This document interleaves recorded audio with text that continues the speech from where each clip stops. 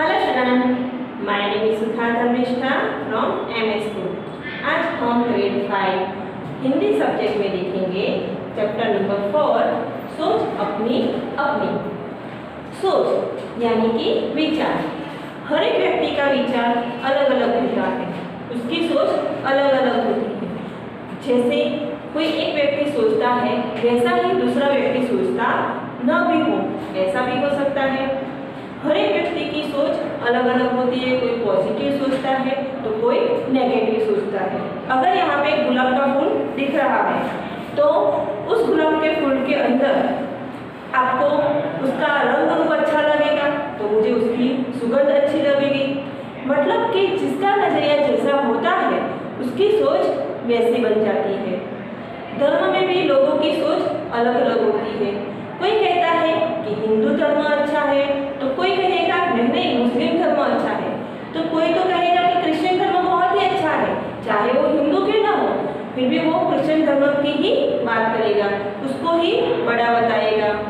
तो जिस व्यक्ति की जैसी सोच होगी वो वैसा ही सोचेगा।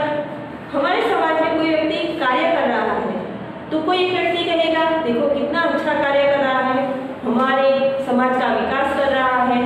तो दूसरा व्यक्ति ऐसा न भी सोचता हो, वो कहेगा रहने दीजिए, ये जो कार्य कर रहा है लेकिन उसमें से थोड़ा बहुत माल अपनी जेब में भी डाल रहा है, जैसा वो सोचता है वो वैसा ही कहेगा। मतलब कि जिसकी सोच जैसी होगी वैसा वो कहेगा। आपने गांधी जी का तो नाम सुना है ना। जो गांधी जी है उन्होंने हमारे देश को आज़ाद करवाया। अब गांधी जी के बारे में मेरी सोच यह है कि उन्होंने बहुत अच्छा किया कि अंग्रेजों की गुलामी में से हमारे देश को आज़ाद करवाया। तो कुछ लोग ऐसा भी कहते हैं कि नहीं रहने दीजिए कि गांधी जी तो बहुत अच्छे नहीं थे, उन्होंने हमारे देश का बंटवारा कर दिया। तो गांधी जी ने अच्छा नहीं किया, उनकी सोच वैसी होती है तो वो वैसा ही बोलते हैं। तो यहाँ पे हर एक व्यक्ति की सोच अलग अलग दिखती है।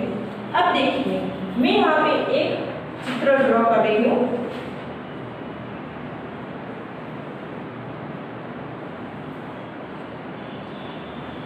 मैंने यहाँ पे एक पानी का प्याला बनाया है, उसके अंदर मैंने यहाँ पे पानी डाला।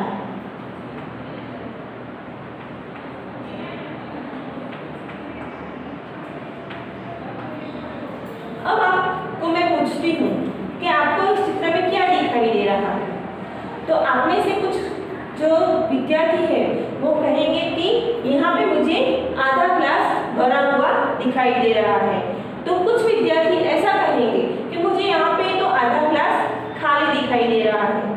मतलब कि आपके भी अंदर इस चित्र को देखकर सोचने का नजरिया अलग अलग है।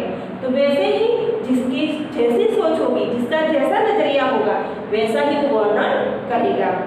आज हमें ऐसे ही एक दृश्य का वर्णन करना है। यह चैप्टर 4 सोच अपनी अपनी के अंदर जो यहाँ पे चित्र दिया हुआ है उसके अंदर मैं अपने सोच के मुताबिक वर्णन करूँगी। आप उसको ध्यान से देखिए। इकाई 4 सोच अपनी अपनी। विद्यार्थी मित्रों, यह दृश्य ध्यान से देखें। इस चित्र में प्रकृति की गोद में बने गांव का चित्र है। देखो दूर पर्वत के पीछे से सूरज दादा निकल रहे हैं। गांव में सुबह हो चुकी है। सूरज उगते ही पक्षी दाना चुगने निकल पड़ते हैं। गांव छोटा है, उसमें थोड़े ही घर हैं। आप ही गिनिए कितने घर हैं। 1 2 3 4 और 5 और भी घर है, लेकिन पर्वत के पीछे जो आपको दिखाई नहीं दे रहे हैं। यह देखो, यह चरवाहा है। वह हर सुबह अपनी गायों को लेकर चारा चराने निकल पड़ता है। उसके हाथ में एक लकड़ी है। वैसे तो गांव में कई पेड़ हैं, लेकिन यहाँ सबसे ऊंचे नारियल के 2 पेड़ दिखाई दे रहे हैं। रास्ते पर कौन जा रहा है? यह किसान है, वह अपने खेत में जा रहा है। उसके पीछे हर रोज़ एक कुत्ता भी जाता है। गांव के बाहर एक छोटा सा बगीचा है। बगीचा बहुत सुंदर है। इसमें कई पेड़ पौधे हैं। देखो, ये तितलियाँ उड़ रही है। इसको पकड़ने और देखने के लिए कुछ बच्चे तितलियों के पीछे दौड़ रहे हैं। कितना सुंदर गांव है। तो विद्यार्थी मित्रों, हमने जो यह चित्र पाठ देखा, उसके अंदर जो हमें दृश्य का वर्णन देखा, उसके आधारित कुछ प्रश्न मैंने यहाँ पे लिखे हुए हैं। तो अगर आपको चित्रपाठ में से अगर कुछ प्रश्न पूछे जाए तो कैसे प्रश्न होंगे और आप उसका उत्तर कैसे लिखोगे, तो हम देखते हैं। पहला प्रश्न है, सूरज निकलने पर पक्षी क्या कर रहे हैं? तो आपको पता ही होगा कि सूरज निकलने पर पक्षी जो है वह दाना चुगने के लिए निकल पड़े हैं। तो हम उत्तर लिखेंगे, सूरज निकलने पर पक्षी दाना चुगने निकल पड़े हैं।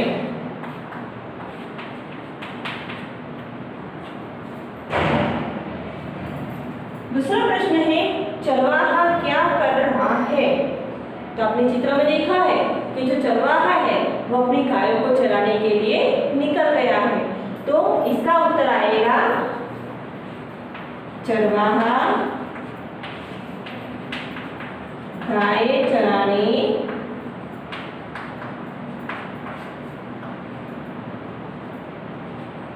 जा रहा है।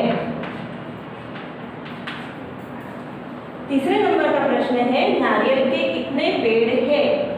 तो मैंने आपको चित्र के अंदर बताया था कि नारियल के 2 पेड़ थे। तो इस प्रश्न का उत्तर आएगा,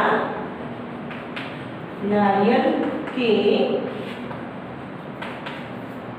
2 पेड़ है। चौथे नंबर का प्रश्न है, चित्र में घर कितने हैं?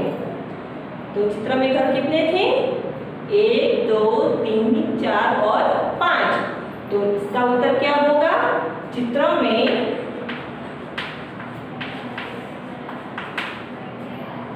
5 घर है। पांचवें नंबर का प्रश्न है, बच्चे बगीचे में क्या कर रहे हैं? तो देखा था ना बच्चों आपने कि जो बच्चे थे वो बगीचे में तितलियों के पीछे दौड़ रहे थे। तो यहाँ पे इस प्रश्न का उत्तर होगा, बच्चे बगीचे में तितलियों के पीछे